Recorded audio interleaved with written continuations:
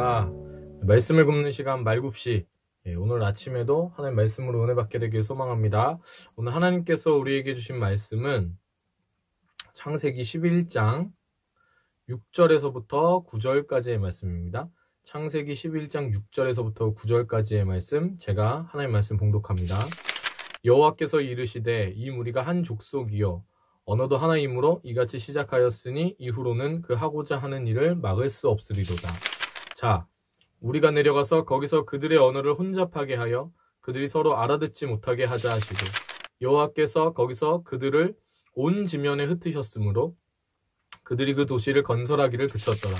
그러므로 그 이름을 바벨이라 하니 이는 여호와께서 거기서 온 땅의 언어를 혼잡하게 하셨음이니라. 여호와께서 거기서 그들을 온 지면에 흩으셨더라. 아멘.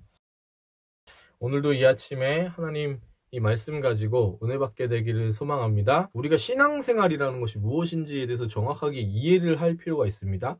이걸 이제 고민이라고 하는데요.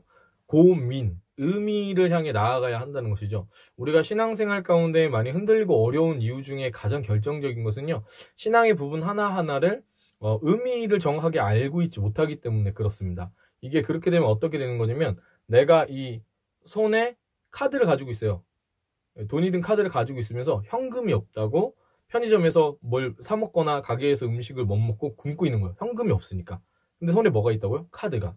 근데 이게 사단이 우리 가운데 행하는 일입니다. 어떤 일을 행하냐면, 사단은 창조의 능력이 없는 게 사단이잖아요. 그래서 우리가 그 자녀의 권세를 사용하지 못하도록, 마치 카드를 들고 있지만 이 카드를 어떻게 사용하는지 모르게 한다거나 아니면 들고 있다는 걸 까먹게 만들어 버려서 사용하지 못하도록 거짓말을 하고, 우리를 속이는 것이 사단입니다. 왜 그렇게 해야 되냐? 하나님 자녀의 권세는 우리가 땅에서 묶으면 하늘에서 묶이고, 땅에서 풀면 하늘에서 풀리는 권세가 있기 때문에요.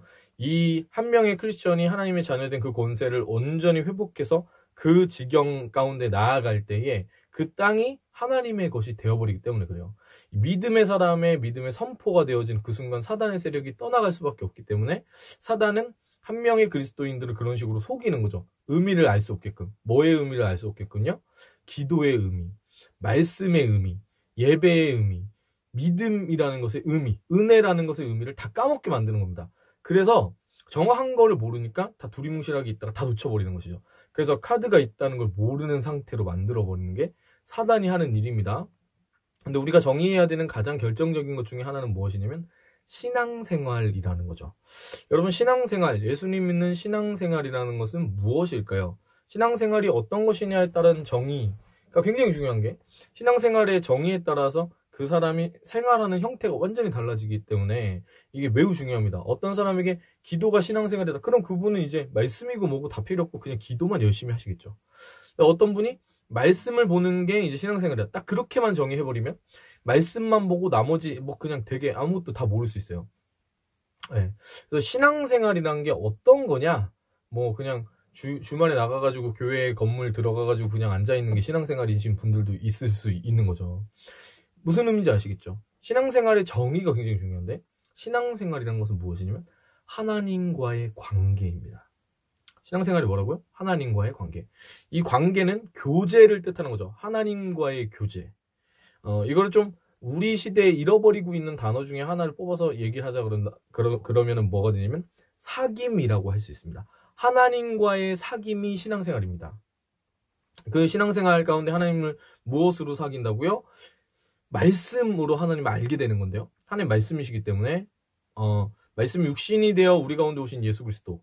그래서 말씀을 알게 되는 것이 하나님을 알게 되는 것입니다. 이 말씀을 알게 되려면 어떻게 되냐면요, 우리가 지혜로, 우리의 관점으로, 우리의 생각으로 아무리 봐도 말씀을 깨달을 수 없어요. 결국에는 진리의 영이신 성령께서 우리를 인도하셔야 말씀이 깨닫게 되는 줄 믿습니다. 그렇기 때문에 말씀은 반드시 뭐와 함께 가냐면 기도와 함께 가는 거죠. 즉, 우리가 하나님과 어떻게 교제하고 사귀고 알아가냐? 말씀과 기도로 사귀고 알아가는 겁니다. 자, 그런데 우리가 사귀게 될 때 어떤 일이 일어나냐면요, 닮아가게 되어 있는 거죠. 제가 저희 아내와 굉장히 오랜 시간 사귀었는데요. 저희 아내가 저랑 이제 생긴 게 달라요. 저처럼 이렇게 생기지 않았어요. 이쁘게 생겼어요. 근데 이제 우리 이쁜 아내가, 저희가 이제 아직 자녀가 없어서 항상 기도하는 게 아내 닮게 해달라고 저 닮으면 큰일 난다고 막 그렇게 기도하는데, 네, 저랑 생긴 게 진짜 판박이가 아니고 완전 다르거든요. 근데 어느 순간 되니까 사진을 찍었더니 사람들이 뭐라고 얘기할까요? 분위기가 닮았다 이런 얘기를 하는 거예요. 우리가 하나님과 관계하고 하나님과 교제하고 그분과의 사귐 가운데 기도와 말씀으로 온전히 제대로 나아갔다면 우리 안에 무엇이 일어나야 되냐면 하나님의 그 형상을 담는 것이 일어나야 됩니다. 더 정확하게는 예수 그리스도 우리의 앞서가신 그 주님의 그 뒤를 따라가는 우리가 예수님을 닮는 일이 계속 일어나야 됩니다. 그래서 신앙인이 계속 불러야 되는 노래는 예수 닮기를이요. 예수 닮기를 할렐루야. 이 찬양을 계속 날마다 부르면서 나가야 되는 거죠. 예수님 닮는다는 것은 무엇이냐? 성령의 9가지 열매를 맺는 것이죠. 성령의 열매를 맺을 때 그리스도의 장성한 분량에 이르도록 자라가는 겁니다. 이건 좀 생략하고 말씀드리는 거지만 결국 그리스도의 장성한 분량에 이르도록 자라간다. 신앙의 성숙이라는 것은 무엇이 성숙이냐면 이거 사람들이 잘 모르거든요. 말의 성숙입니다. 말이 성숙한 사람이 신앙이 성숙한 사람입니다. 네. 그래서 오늘 우리 이 바벨탑의 사건은 굉장히 의미가 있는 겁니다. 이 바벨탑 사건은 결국에 무엇을 얘기하는 거냐면 소통의 단절을 얘기하는 거거든요. 소통의 단절. 소통이 끊어진 겁니다. 사단이 하는 일이 그런 것입니다. 바벨탑이라는 성을 내 안에 쌓기 시작하면요. 누가 하나님 되겠다는 거예요? 내가 하나님 되겠다는 거예요. 주변에 있는 사람들과 소통이 될까요? 되지 않습니다. 안 되는 거예요. 여러분 이게 굉장히 중요한 겁니다. 내가 예수님 믿으려고 교회를 백날 다녀도 예수님의 그 형상, 예수님을 닮는 모습 하나 없이 내 말이 오히려 성숙함이 아니라 더 저급해지고 내 말이 사람을 살리는 것이 아니라 사람을 죽여가고 있는 것들을 볼 수 있다는 거예요. 교회 안에서 이런 일들이 일어난다는 겁니다. 왜 그런 일이 일어나냐면 신앙생활이라는 게 정확하게 뭔지를 몰라서 그래요. 사단이 우리 가운데 와서 네가 하나님 돼. 너 마음대로 살아. 네 뜻대로 살아도 돼. 라고 얘기할 때 우리는 소통의 단절을 반드시 낳게 됩니다. 왜냐면 내 뜻대로 다 해야 되니까. 옆에 있는 사람 얘기를 안 들으니까요. 오늘 그 일이 바로 바벨탑을 쌓는 일이거든요. 바벨탑의 사건은 소통의 단절을 얘기하는 겁니다. 자, 그런데 이 바벨탑 창세기 11장에서 일어난 소통의 단절이 어디에서 회복되냐면 사도행전 2장에 오순절에 성령 강림 사건이 있을 때 회복됩니다. 무엇으로요? 방언으로. 그 성령께서 임하셔가지고 방언을 딱 하게 되는 순간 흩어졌던 그 언어들이 각 나라의 언어들로 그 방언으로 얘기했거든요. 그래서 저거 우리나라 말인데 하면서 알아들었다는 얘기예요. 그 제자들이 기도하다가 방언 받고 나갔을 때 소통의 단절이 어떻게 되냐면 성령께서 임하셨을 때 회복이 되는 것이죠. 회복이. 자, 그러면 이 회복이 일어날 때 어떤 자리로 나아간 것이냐면 기도의 자리로 나아간 것입니다. 사랑하는 여러분 지금 어디에 계십니까? 내 이름을 내기 위해서 벽돌 내가 가진 틀로 하나하나 다 다듬어가지고 나의 이름을 내기 위해 내 성을 지금 쌓고 있으십니까? 그러면 여러분의 말이 사람을 죽일 거예요. 여러분의 행동이 다 사람 이기적이거든요. 그래서 나를 챙겨달라고 얘기하는 거예요. 내가 아프다. 그거를 다 막 이렇게도 얘기하고 저렇게도 얘기하고 되게 안 좋은 방식으로 계속 얘기하는 게 사람입니다. 네. 근데 알아야죠. 내가 얘기하고 있는 게 내가 지금 사람을 죽이고 있는 거예요. 여러분 우리가 신앙의 성숙함 제가 이런 분들을 너무 많이 봐가지고 미리 좀 말씀드리는 건데 신앙의 성숙함이 있으면 있을수록 다른 사람을 품게 되는 줄 믿습니다. 소통이 회복되는 줄 믿습니다. 내가 성령 가운데 예수님 닮는다고 예수님 그 신앙생활 제대로 하고 있다라고 생각하면서 예수님 닮는 모습 전혀 없고 소통이 전혀 되지 않고 말이 험악하고 여러분 사람을 죽이는 말을 하고 내가 신앙의 연차가 됐다고 해서 너보다 더 위니까 내 말을 무조건 들어야 된다라고 얘기하는 그런 교만함을 가진 것은 성령께서 하신 것이 아닙니다. 사단의 영이 그 가운데 있는 겁니다. 그것은. 그래서 주의하셔야 됩니다. 우리가 교회를 5년, 10년, 20년 다니고요. 굉장히 엄한 짓 할 수 있다니까요. 그게 다른 사람 얘기가 아니고 제 얘기예요. 제 얘기. 제가 목사가 되고 나니까요. 제가 신앙의 연차가 점점 쌓여가니까요. 제가 말씀을 보는 눈이 점점 더 이렇게 일어나니까요. 다른 분이 설교하는 거를 은혜 받으려고 듣는 게 아니고 막 재면서 보더란 얘기예요. 다른 지체들을 바라볼 때나 막 이럴 때 좋은 걸 찾는 게 아니라 그 사람들이 얘는 이래서 안 돼. 이런 부분들을 찾더라는 거예요. 사랑하는 여러분, 신앙의 연차가 오래되고 성숙하면요. 안 좋은 부분을 찝는 게 아니고요. 아무리 가능성이 없는 한 사람에게도 하나님의 가능성을 찾는 것이 신앙의 성숙함인 줄 믿습니다. 여러분, 내 이름을 내기 위해 성을 쌓는 자리가 아니라, 그래서 믿는 그리스도인들은 기도의 자리, 성령께서 인도하신 그 자리 가운데에 나아가야 하는 줄로 믿습니다. 그 기도의 자리 가운데 나아갈 때에 세 가지가 일어나는데, 첫 번째가 뭐냐면 감사가 일어납니다. 올해 남은 이 날 동안 여러분 우리 삶에 감사가 넘쳐나게 되길 소망합니다. 그 자리로 나아갈 때 두 번째로 일어나는 일은 찬송이 넘쳐나는 줄 믿습니다. 여러분 우리가 찬송하고 찬양하면서 하나님께 나아가게 되길 소망합니다. 하나님 예배하는 것 가운데 더욱더 큰 꿈을 꾸고 더 소망함으로 주님 전심으로 예배하는 예배자들이 되기를 소망합니다. 마지막으로 일어나는 것이 소통의 단절이 회복되어지는 역사가 일어납니다.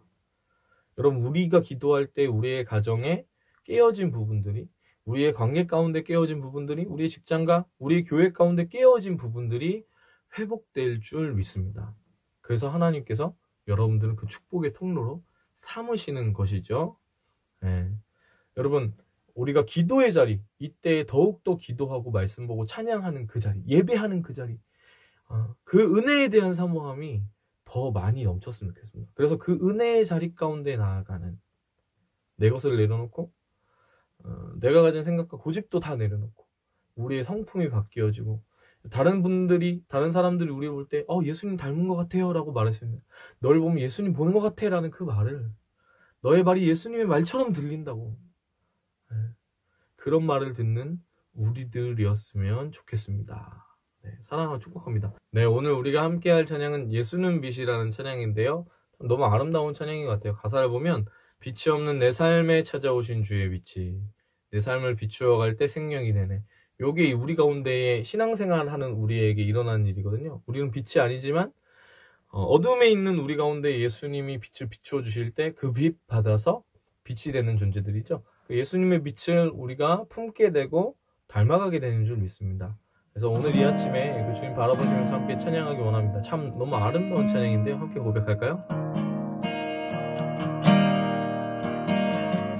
빛이 없는 내 삶에 찾아오신 주의 빛이 내 삶을 비추어 갈 때 생명이 되네. 거부할 수 없는 그 빛이 내 삶을 비출 때 내 삶은 그분 앞에서 생명이 되네. 빛이 없는 내 삶에, 빛이 없는 내 삶에 찾아오신 주의 빛이 내 삶을 비추어 갈 때 생명이 되네. 거부할 수 없는 그 빛이 내 삶을 비출 때 내 삶은 그분 앞에서 생명이 되네. 예수는 빛, 예수는 말씀, 예수는 어린 양, 예수는 사랑, 예수는 주, 예수는 진리, 예수는 나의 힘, 나의 왕. 예수는 빛, 예수는 말씀, 예수는 어린 양, 예수는 사랑, 예수는 주, 예수는 진리, 예수는 나의 힘, 나의 왕. 예수는 빛,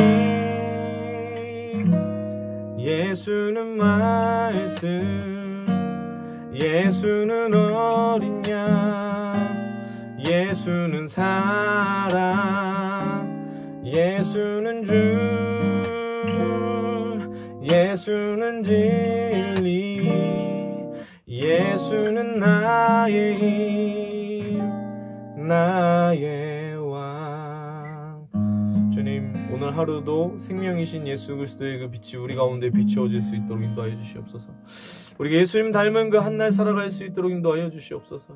하나님, 그래서 아버지 하나님, 우리가 작은 예수로 주님 예수님의 그 놀라운 은혜, 그 성품 닮은 사람들로 주님 그렇게 이 한날 복되게 살아나가게 되길 소망합니다.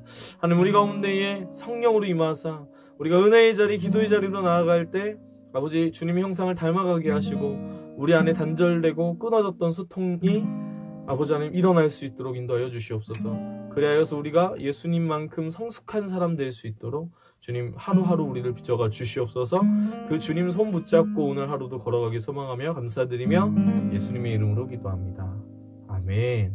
사랑으로 축복합니다.